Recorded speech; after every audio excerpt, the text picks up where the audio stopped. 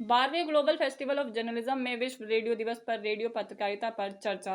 13 फरवरी 2024 को नोएडा विश्व रेडियो दिवस पर 12वें ग्लोबल फेस्टिवल ऑफ जर्नलिज्म में रेडियो पत्रकारिता और उसके प्रभाव पर एक शानदार चर्चा का आयोजन हुआ।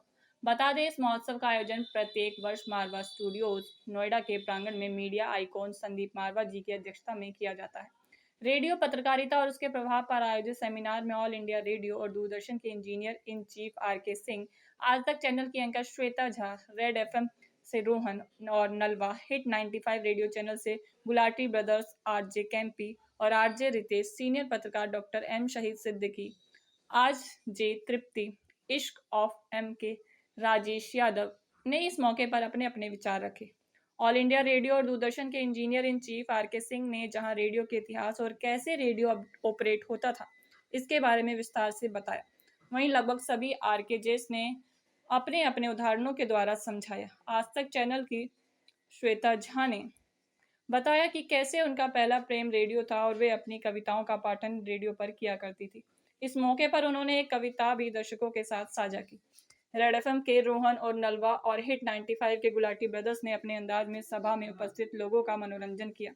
कार्यक्रम का संचालन कर रहे मारवा स्टूडियोज के प्रसारण निदेशक सुशील भारती ने मारवा स्टूडियोज के प्रांगण से चल रहे 3 radio station radio Noida, radio Raipur और रेडियो मुंबई के पोस्टर सभी मेहमानों के साथ रिलीज किए। साथ ही इस मौके पर सरदार वल्लभ भाई पटेल के पोस्टर का विमोचन भी हुआ। भी मास कम्युनिकेशन इवेंट पे हम कभी ऐसे जाते हैं तो मुझे बड़ा मजा आता है, क्योंकि कहीं ना कहीं हम भी इसी लाइन में से निकले हैं ना। जैसे हिप हॉप में हमेशा एक लाइन बोलते कि किसी भी कोई रफ्तार है, कोई भी बड़ा आर्टिस्ट है, तो अंडरग्राउंड सीन में हमेशा रहता है, यानी कि वो गली से निकला है। तो अपने रूट्स कभी मत भूलो, जो ये काम किया हुआ है जहाँ से भी आप निकलो हमेशा याद रखो। और अच्छा लगता है यार, ऐसे कहीं भी जब फिल्मिंग इवेंट होते हैं या फिर जब आज वर्ल्ड रेडियो डे तो आज इसके रिगार्डिंग इवेंट है तो बहुत मजा आता है। और स्पेशली मैं आया इसीलिए कि था कि आज मारवा जाना है और कुछ ना कुछ सबसे मिलने का मौका मिलेगा। और मेरी टीम ब्रह्मानंद भाई भी मेरे क्लासमेट रहे हैं पहले, और बहुत अच्छा सब ओके है।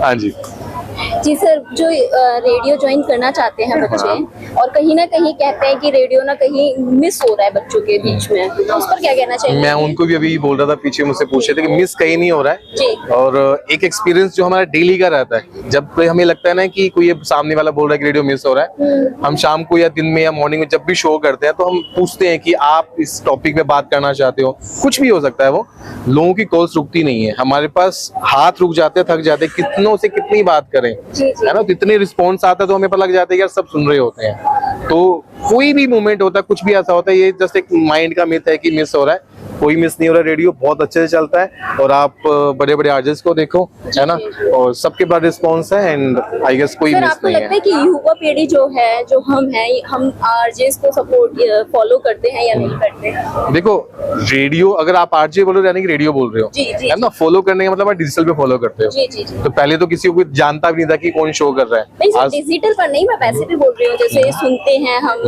टीवी, जैसे गाने सुनते हैं हम नॉर्मली यूट्यूब वगैरह पे सुन लेते हैं, बट रेडियो कोई नहीं सुनता आज के टाइम पे। नहीं वही बोल रहा हूँ, सब सुनते हैं, ये हमें लगता है क्योंकि जब हम ड्राइव करते हैं ना दिल्ली के अंदर, कितनी भी गाड़ी है तो सब, कोई टैक्सी है, कोई कैसे भी है, कितने ही ऑनलाइन स्ट्रीमिंग प्लेटफॉर्म आ जाए, बट रेडियो हर कोई जब भी गाड़ी में बैठता है ट्यून कर ही लेता है। अब जैसे सबको पता है गुलाटी ब्रदर्स कौन है, अब सबको पता है कि आज रेडियो में हम इकलौते ऐसे एफएम है जो हिप हॉप को सपोर्ट करते हैं, नया म्यूजिक है।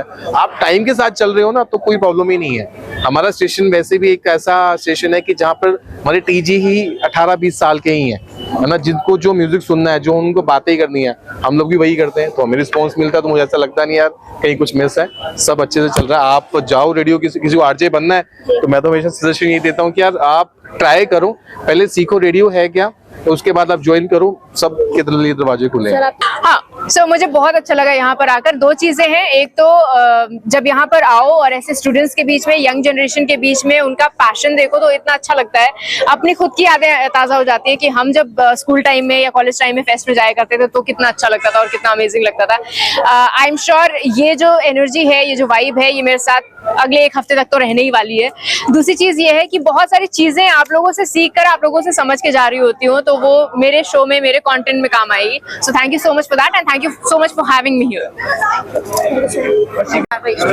मार्वल स्टूडियो आया, बहुत अच्छा लगा, बहुत एंथू दिखा बच्चों का बहुत टाइम बाद। अच्छा लगता है कॉलेज वगैरह में जाके, तो क्योंकि अपने दिन भी याद आते हैं और बड़ा अच्छा जोश लगता है। बच्चे दिखता है कि वो कुछ सीखना है, कुछ समझने आए हैं, और उनको उनके साथ बात करके जितना बहुत सीखा है उनको बता के अच्छा लगता है। आज भी बहुत अच्छा लगा, मजा आया। स्टूडेंट्स को क्या कहना चाहेंगे? मैं यही कहना चाहता हूँ कि भाई देखो, अपने हिस्से की मेहनत सबको करनी है, तो लगे रहो और सफलता आपको जरूर मिलेगी। अच्छे लोगों को देखो, उन्हें पढ़ो, उनसे अच्छी बातें सीखो और काम करते रहो बस। सर कोई ड्रॉबैक लगा आपको इवेंट का? नहीं यार, सब बढ़िया है, कोई दिक्कत नहीं। Thank you sir. थैंक